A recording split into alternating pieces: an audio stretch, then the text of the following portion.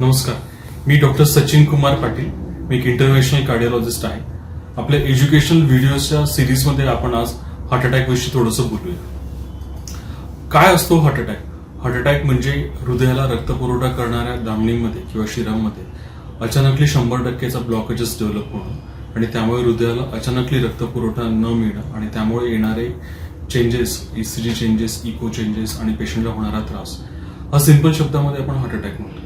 आजकाल सोसायटीमध्ये आपण खूप कॉमनली बघतोय की हार्ट अटॅक खूप कॉमन झालेले आहेत आणि त्याला काही एज बार नाही राहिलेले आहेत. काही 15 वर्षापूर्वी आपण असं बघत होतं की हार्ट अटॅक हे जनरली 50 किंवा 60 वर्षानंतर बघायला भेटत होते, पण आजकाल हार्ट अटॅक हा इव्हन 30 वर्षानंतर सुद्धा बघायला भेटतो. याची मुख्यतः कारण काही असतात, जसे त्या कारणांना आपण 2 पार्टमध्ये डिवाइड करू: मॉडिफायबल आणि नॉन मॉडिफायबल कॉजेस. मॉडिफायबल कॉजेस म्हणजे ज्यांची ट्रीटमेंट करून आपण हार्ट अटॅक प्रिव्हेंट करू शकतो, आणि नॉन मॉडिफायबल कॉजेस म्हणजे जे आपल्याबरोबर येतात आणि त्यांना आपण मॉडिफाईड नाही करू शकतो. सो मेजर रिस्क फॅक्टर्स मध्ये हार्ट अटॅकमध्ये कोलेस्ट्रॉलचा problem, diabetes, hypertension, smoking, tobacco, alcohol consumptions हे प्रायमरीली मेजर रिस्क फॅक्टर्स आपल्याला बघायला भेटतात. नॉन मॉडिफायबल फॅक्टर्समध्ये फॅमिली हिस्ट्री असणं, हार्ट अटॅकची फॅमिली हिस्ट्री असणं, याचा अर्थ असा आहे की कोणत्याही फर्स्ट किंवा सेकंड डिग्री रिलेटिव्ह म्हणजे जे आपले जवळचे सख्खे आणि चुलत आहेत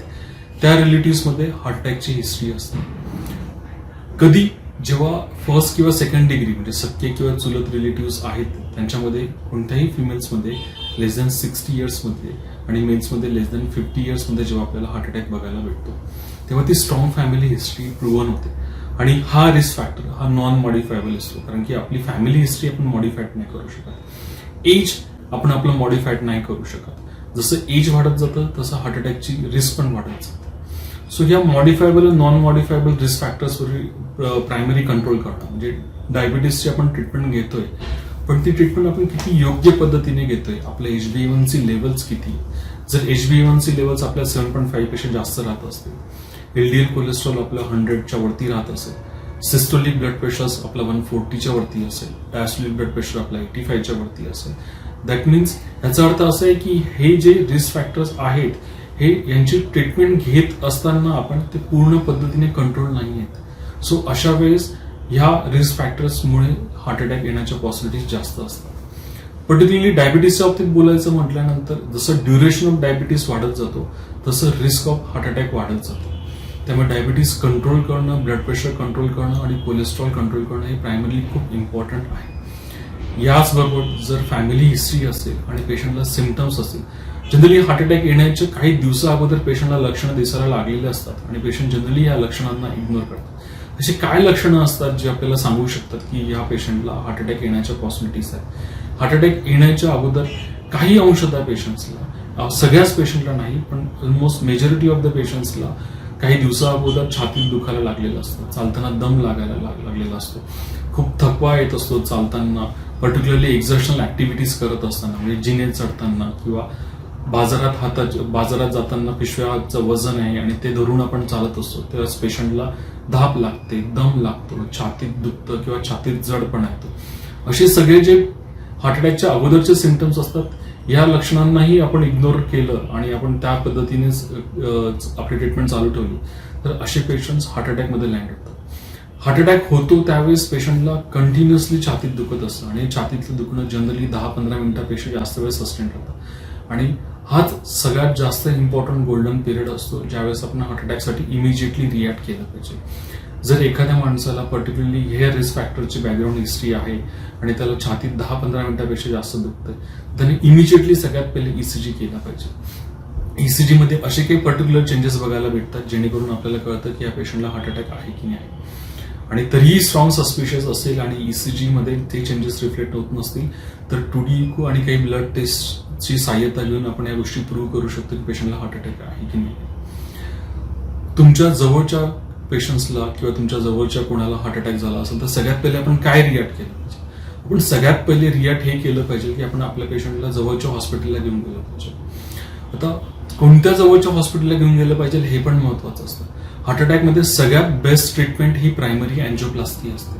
त्यामुळे पेशंटला जनरली ज्या सेटअपमध्ये कॅथलॅब आहे जिथे कार्डिओलॉजिस्ट अवेलेबल आहे अशा हॉस्पिटलला घेऊन जाणं हे सगळ्यात बेस्ट ऑप्शन असतो. पण अनफॉर्च्युनेटली सगळ्यात हॉस्पिटलला कॅथलॅब नसते, सगळ्यात हॉस्पिटलला कॅथलॅब अवेलेबल नसते. आणि जर आपल्याला एखाद्या आपल्या पेशंटला कॅथलॅब असलेल्या हॉस्पिटलला घेऊन जाण्यापेक्षासाठी 30 मिनिटापेक्षा जास्त वेळ लागत असेल तर जवळच्या हॉस्पिटलला घेऊन जाऊन तिथे ईसीजी करून हार्ट अटॅकचं डायग्नोसिस करणं सगळ्यात इम्पॉर्टंट असतं. सो फर्स्ट थिंग आपण सगळ्यात पहिले केलं पाहिजे की आपल्या पेशंटला आपण जवळच्या नजदीकच्या हॉस्पिटलला घेऊन गेलं पाहिजे.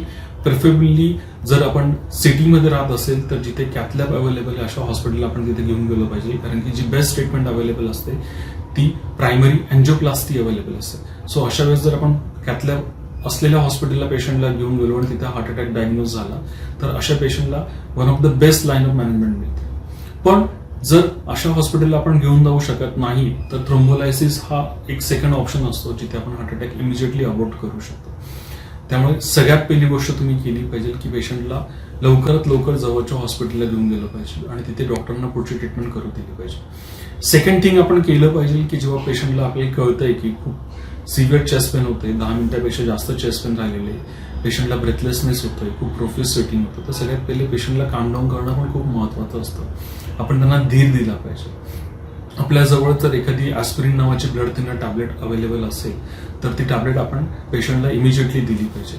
पण ॲस्पिरिन देण्यासाठी आपण पेशंटला हॉस्पिटल घेऊन जाण्याचा वेळ दवडला नाही पाहिजे, त्या गोष्टीकडे आपण दुर्लक्ष नाही केलं पाहिजे. तुमच्याकडे इमिजिएटली अवेलेबल आहे ॲस्पिरिन, तर ॲस्पिरिन इमिजिएटली द्या.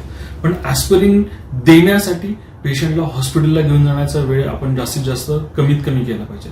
सांगण्याचा अर्थ असा आहे की ॲस्पिरिन देण्यासाठी एखाद्या मेडिकलवर थांबून तिथून ॲस्पिरिन घेऊन पेशंटला द्यायची आणि मग बघायचं की पेशंटचं पेन रिलीव्ह होते की नाही, हे खूप चुकीचे डिसिजन प्रूव्ह होते. कारण की ॲस्पिरिन ही टॅबलेट हॉस्पिटलला इमिजिएटली अवेलेबल असते.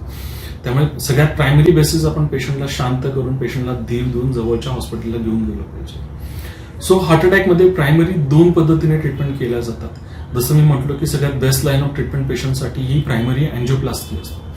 प्रायमरी अँजिओप्लास्टी काय? प्रायमरी अँजिओप्लास्टी, या अँजिओप्लास्टीला आपण प्रायमरी का म्हणतो?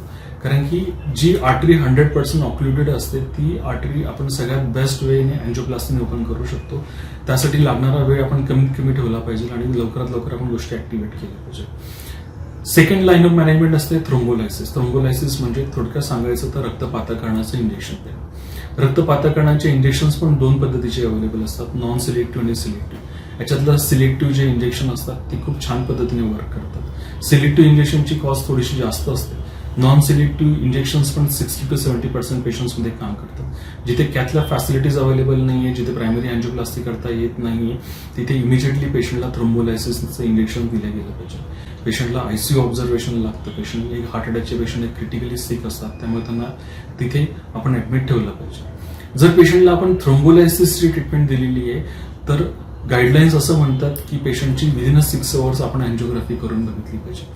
जर थ्रोम्बोलायसिस इंजेक्शन दिल्यानंतरही पेशंटला पर्सिस्टंटली छातीत दुखत असेल तर अशा पेशंटला लवकरात लवकर कॅथलॅब फॅसिलिटीज अवेलेबल असलेल्या ठिकाणी आपण शिफ्ट केलं पाहिजे आणि त्यावेळेस आपण त्यांची लवकरात लवकर अँजिओग्राफी करून अँजिओप्लास्टी केली पाहिजे.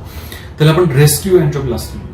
रेस्क्यू म्हणजे थ्रोम्बोलायसिसचं इंजेक्शन दिल्यानंतरही पेशंटला पूर्ण पद्धतीने रिलीव्ह न झाल्यामुळे अशा पेशंटची आपण अँजिओग्राफी करून तिची शीर 100% बंद झाली तिला आपण ओपन करतो.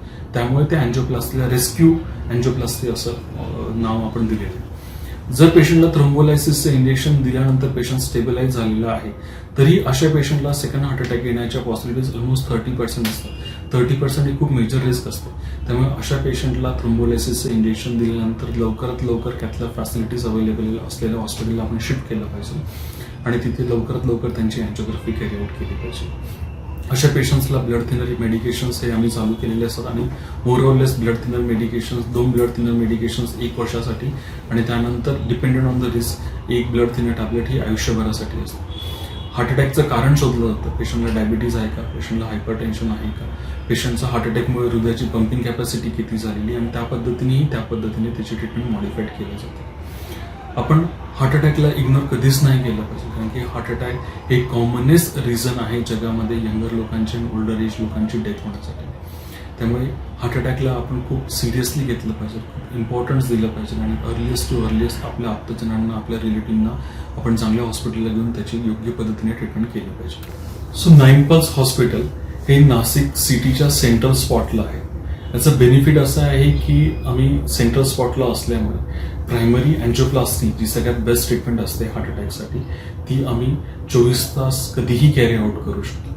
आमच्याकडे सगळ्यात बेस्ट कॅथलॅब अवेलेबल आहे. We are the best one of the best cardiologist available in Nashik. So heart अटॅकसाठी लागणारी बेस्ट ट्रीटमेंट जी आहे जी प्रायमरी अँजिओप्लास्टी आहे ती 9 पल्स हॉस्पिटलमध्ये इमिजिएटली अवेलेबल असते. आमच्याकडे अवेलेबल असलेला स्टाफ हा 24/7 अवेलेबल असतो. त्यामुळे कोणताही पेशंट ज्याला हार्ट अटॅक झालेला आहे तो even at the middle of night जरी आला तरी त्यासाठी बेस्ट जी ट्रीटमेंट आहे प्रायमरी अँजिओप्लास्टी ती अवेलेबल असते. आमच्याकडे best of the ICU care available आहे. त्यामुळे पेशंट किती क्रिटिकली सिक असला तरी त्याला वाचवण्यासाठी आम्ही बेस्ट ऑफ द बेस्ट प्रयत्न करू शकतो.